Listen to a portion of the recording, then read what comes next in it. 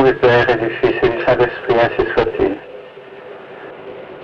Cher Monsieur l'abbé Raffani, je pense qu'aujourd'hui, c'est particulièrement autour de vous et de votre œuvre, autour de vos collaborateurs, autour des enfants qui aujourd'hui profitent de votre apostolat et de tous ceux qui sont ici présents et qui ont déjà profité de votre apostolat, que nous nous réunissons. Nous sommes venus avec vous et avec tous ceux qui collaborent avec vous à cette œuvre magnifique. Nous sommes venus remercier le bon Dieu, chanter un hymne d'action de grâce à la Très Sainte Vierge Marie, en particulier en cette fête de l'Assomption de la Très Sainte Vierge Marie. Pour la remercier de toutes les grâces qui ont été données ici aux enfants qui ont bénéficié de vos instructions, bénéficié de votre exemple, de vos conseils et de l'exemple aussi de tous ceux qui sont venus ici collaborer à cette belle œuvre. Et s'il est un temps où les enfants ont besoin de se trouver autour d'un prêtre qui a la foi, d'un prêtre qui manifeste sa foi, qui la vit, c'est bien en notre temps. En ce temps où la foi est attaquée de toutes parts, où cette jeunesse ne trouve plus une ambiance de foi. Et les parents le déplorent, et les parents, certes, qui vous confient leurs enfants, sont heureux de penser que pendant une partie de leurs vacances, leurs enfants vont se trouver dans un climat de foi catholique, de foi chrétienne, dans un milieu où l'on vit sa foi, où l'on s'aime, où l'on apprend le sacrifice, où l'on apprend à vivre la croix, à vivre le saint sacrifice de la messe. Et je pense que c'est aussi la leçon qui se dégage de la fête d'aujourd'hui, bien que la croix n'apparaisse pas d'une manière très sensible dans la fête de l'Assomption de la Très Sainte Vierge Marie. Et pourtant, quel est l'évangile de la Très Sainte Vierge Marie? Si nous interrogeons la Très Sainte Vierge et que nous lui demandons, Très Sainte Mère, où est votre évangile? Que dites-vous, vous, de notre Seigneur Jésus-Christ? L'évangile de la Très Sainte Vierge Marie est contenu dans quelques paroles. Dans les premières paroles de la vie publique de notre Seigneur Jésus-Christ. Elle s'est trouvée là, présente, non pas par hasard. Notre Seigneur l'a voulu présente à son premier miracle. À son entrée dans sa vie publique, la Très Sainte Vierge était là, aux noces de Cana. Qu'a-t-elle dit? Faites tout ce qu'il vous dira. Voilà, c'est terminé. La Très Sainte Vierge n'avait plus rien à dire, son évangile était terminé. Faites tout ce qu'il vous dira. Elle l'a dit et elle en a montré l'exemple. Elle en a montré l'exemple par son fiat.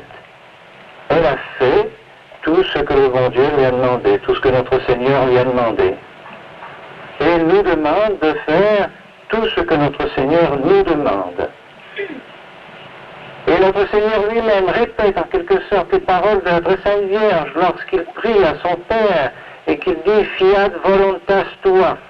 Fiat voluntas tua, que votre volonté soit faite sur la terre comme au ciel. Voilà ce que la Très Sainte Vierge nous dit, voilà ce que notre Seigneur Jésus-Christ nous répète. Ainsi, entre l'évangile de notre Seigneur et celui de la Très Sainte Vierge, il n'y a pas de différence. C'est la même chose. La même chose. Or, qu'est-ce que notre Seigneur nous demande de faire? Notre Seigneur nous demande de l'imiter. Notre Seigneur nous demande de porter notre croix chaque jour à sa suite, si nous voulons être ses disciples. Et voilà, il lui-même nous a montré l'exemple de sa croix, de son sacrifice. La vie catholique ne peut pas exister sans sacrifice. La vie catholique ne peut pas exister sans la croix. C'est inutile de pouvoir penser une vie chrétienne ici-bas qui ne soit pas marquée de la croix. C'est impossible. Et je dirais non seulement ce n'est pas possible, mais c'est notre joie, c'est notre consolation, c'est notre force. Nous avons besoin de la croix. Et la très sainte Vierge Marie nous en a encore montré l'exemple.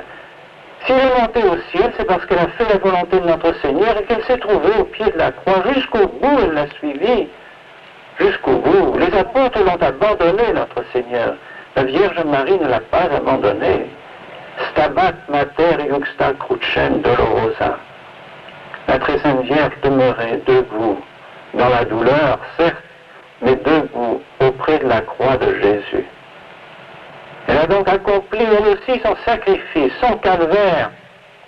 Son cœur a été transpercé d'un glaive.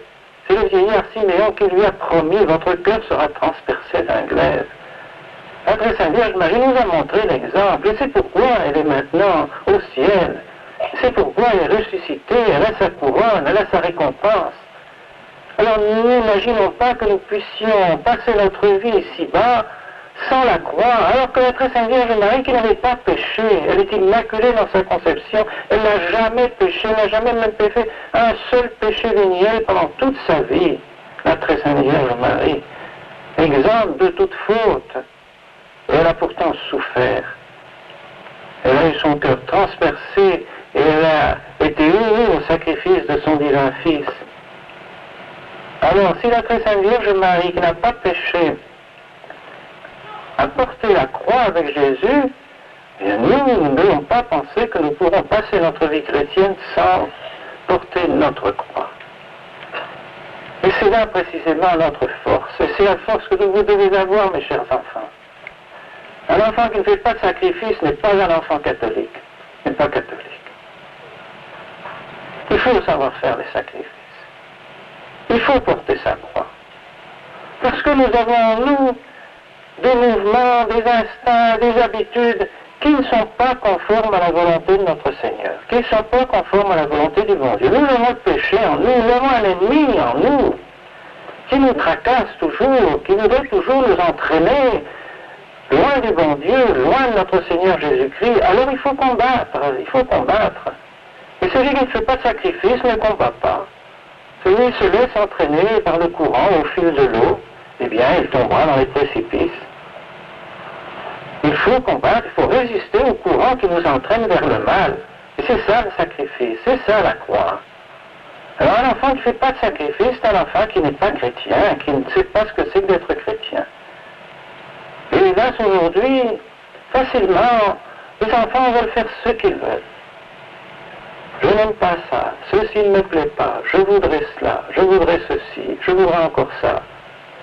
Et les parents, quelquefois trop faibles, leur accordent tout ce qu'ils désirent. Maintenant, c'est l'enfant qui est le roi dans la famille, il fait ce qu'il veut.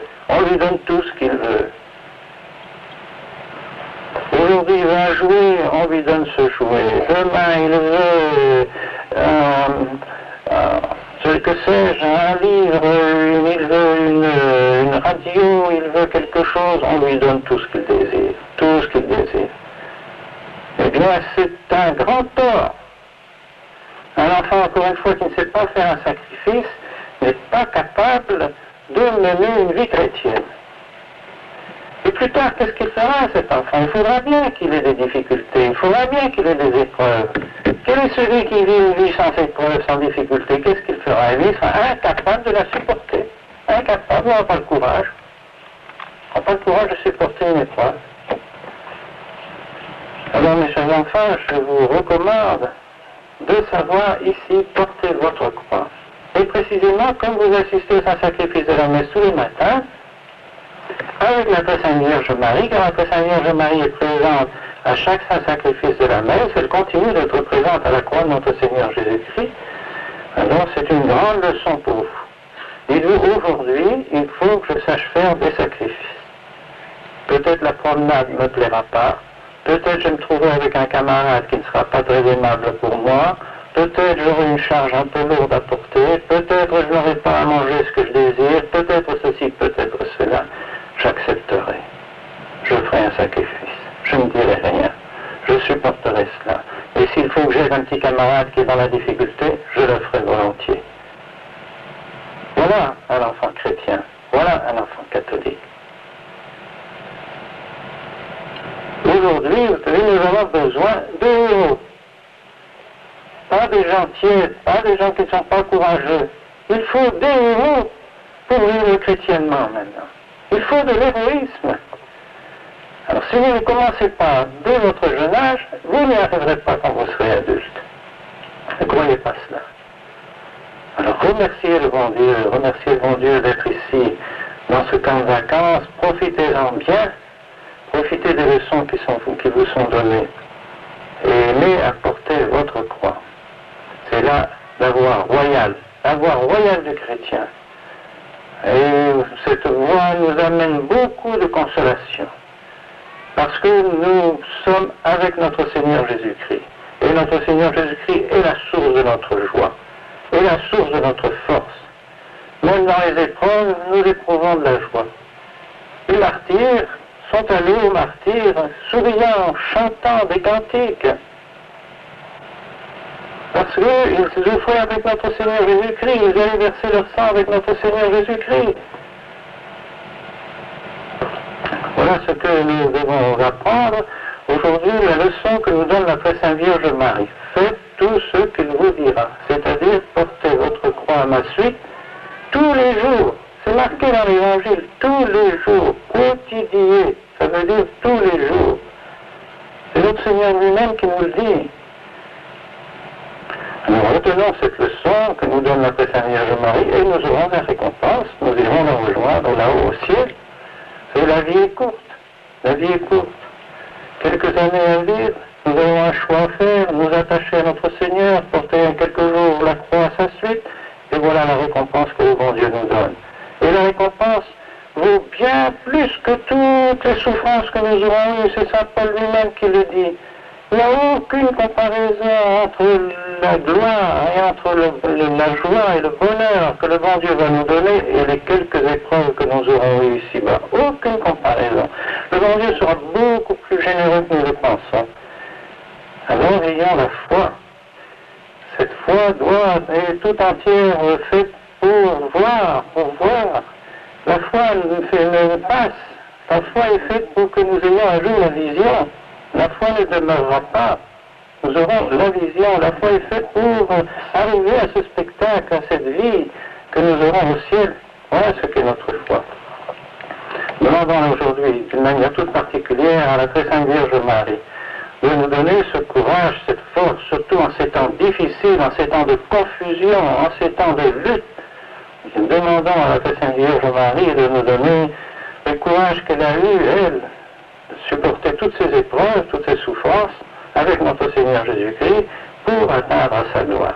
Et un jour, ayons confiance, si nous sommes fidèles à notre Sainte Vierge Marie, fidèles à notre Seigneur Jésus-Christ, fidèles aux enseignements que vous aurez reçus ici, soyez sûrs qu'un jour le bon Dieu vous fera partager sa gloire aussi. Au nom du Père et du Fils et du Saint-Esprit.